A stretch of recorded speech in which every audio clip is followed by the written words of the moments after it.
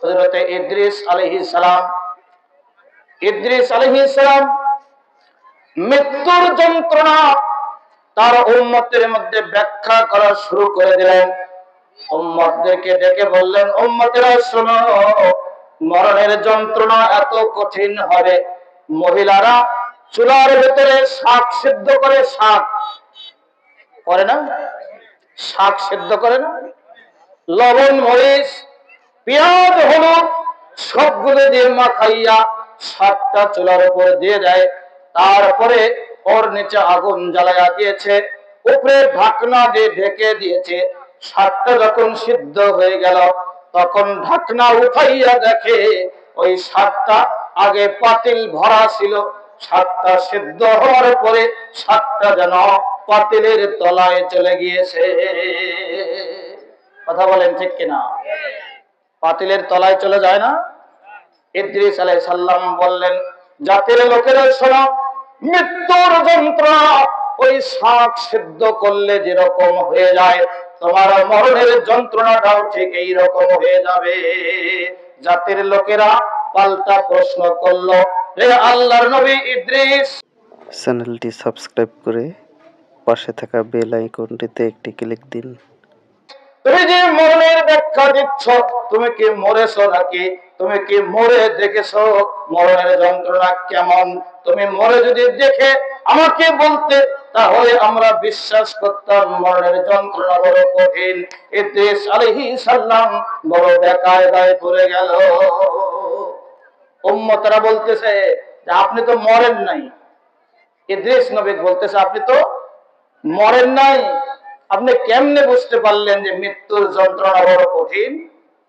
আপনি মরেন, তারপরে যন্ত্রণা ভোগ করেন, তারপরে আমাদেরকে বলেন, তখন আমরা বিশ্বাস করব। কথাটা কি খুব বেকায়দা কথা হয়ে গেল না? জোরে বলেন না কেন? ইদ্রিস আলাইহিস সালাম খুব সহজ সরল মানুষ ছিলেন, কোন পেশাপেশি পছন্দ করতেন না। ইদ্রিস আলাইহিস সালাম এবার আল্লাহকে ডাক দিয়ে বলছেন, মাবুদ, আমার উম্মতেরা বড় জটিল প্রশ্ন করে দিয়েছে, ব্যবস্থা করে দাও। আল্লাহ বলছে, ইদ্রিস তুমি কোনো চিন্তা করিও না, আমি আজরাইলকে এখনই পাঠাইয়া দিচ্ছি। আজরাইলকে, আজরাইল এসে কি করবে? দাওয়াত দিবে। কথা বলেন, আজরাইলের কামই তো হলো রূহ বের করে নেওয়া। হ্যাঁ, আল্লাহ কয় আজরাইল পাঠাচ্ছি, একটু অপেক্ষা করো। এদিকে আবার ইদ্রিস নবীর সাথে আজরাইলের বড় বন্ধুত্ব ছিল। হাদিসের মধ্যে এসেছে, ইদ্রিস আলাইহিস সালাম সারা বছরে রোজা করত। কি করত? রোজা করত সারা বছর। মাঝে মাঝে ইদ্রিস পয়গম্বর আজরাইলের সাথে আসমানের মধ্যে ঘুরতে যাইতো। আমরা ঘুরতে যাই কক্সবাজার, কোথায় যাই? আমরা ঘুরতে যাই গারো পাহাড়, আমরা চলে যাই স্বপ্নপুরী ভিন্ন জগতে। আর ইদ্রিস পয়গম্বর ঘুরতে গিয়েছিল আসমানে। কোথায়? আজরাইলের সাথে। কয়, ভাই আজরাইল, দুনিয়াতে তো আসি, একটু আকাশটা আমাকে ঘুরে নিয়ে আসো তো ভাই। আজরাইলের সাথে আকাশে ঘুরে বেড়াতেন। জুড়ে বলি সুবহানাল্লাহ। এই বন্ধুত্ব ছিল তার, আজরাইলের সাথে বড় দোস্তি ছিল তার। ইদ্রিস পয়গম্বর রোজা রাখতেন, দুনিয়ার কোনো খাবার দিয়ে তিনি ইফতার করতেন না। ইফতারের সময় যখন হয়ে যেত, আল্লাহ তাআলা জান্নাত থেকে তার জন্য ইফতার পাঠায়া দিত। সুবহানাল্লাহ। কালকে কইেন, আপনাদের কারো জান্নাতের ইফতার আসে? এই গ্রামে, এই উপজেলায়, এই দেশে, এই দুনিয়াতে? কি মানুষের কথা বললাম, যার ইফতার আসে জান্নাত থেকে। এই মানুষটির মর্যাদা কম না বেশি গো? জোরে বলেন না কেন? আল্লাহু আকবার। ইদ্রিস আলাইহিস সালাম জান্নাতি খাবার দ্বারা ইফতার করে। আজরাইল কে বলছে, ভাইয়া আজরাইল, আমি বড় বিপদে আছি। কিরকম বিপদ? ওই যে আমার উম্মতেরা মরণের যন্ত্রণা শুনতে চাচ্ছে, আমাকে আগে মরতে হবে, তারপরে জীবিত হওয়া লাগবে, তারপরে এসে উম্মতের কাছে ওয়াজ করতে হবে, তারপরে ওরা বিশ্বাস করবে। আজরাইল কয়, এটা কোনো ব্যাপার নয়। কি কয়? এটা কোনো ব্যাপারই নয়। তুমি লম্বা হয়ে শত, তুমি লম্বা হয়ে শুয়ে পড়ে যাও, আমি আমার কাজ শুরু করতেছি।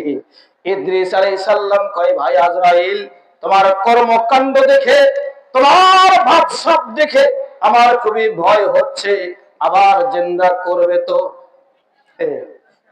কয়, হ্যাঁ, জিন্দা করব না মানে?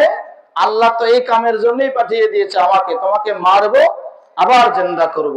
আমি কমিটমেন্ট করলাম তোমার সাথে। জোরে বলি আলহামদুলিল্লাহ। ইদ্রিস আলাইহিস সালাম লম্বা হয়ে শুয়ে পড়লেন। আস্তে করে রূহটা বের করে নেওয়া হলো। ইদ্রিস আলাইহিস সালাম মরণের যন্ত্রণা কেমন হয় নিজে অনুভব করে তিনি বুঝতে পারলেন।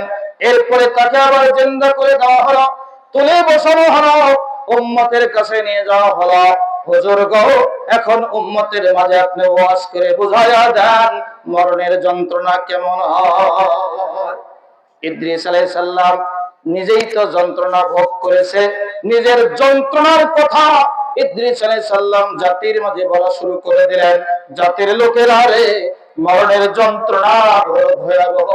একজন মানুষকে, একজন জীবিত মানুষকে পাগুলো উপরের দিকে ঝুলাইয়া, মাথাটা নিচের দিকে ঝুলাইয়া, পাগুলো উপরের দিকে, মাথাটা নিচের দিকে ঝুলাইয়া দিয়া গাছের সঙ্গে লটকাইয়া, ওর চামড়াটা যদি পায়ের গোড়া থেকে উল্টা দিক থেকে ছিলে নিয়ে আসা যায়, তাহলে যেমন কষ্ট হয়, তার চাইতে 10 গুণ বেশি কষ্ট মরণের যন্ত্রণা।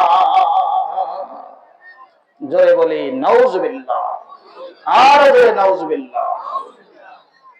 বন্ধুরা, তাই তো কবি বলেছেন, মরণের যন্ত্রণা বড়ই কঠিন, সইতে আমি পারিব না।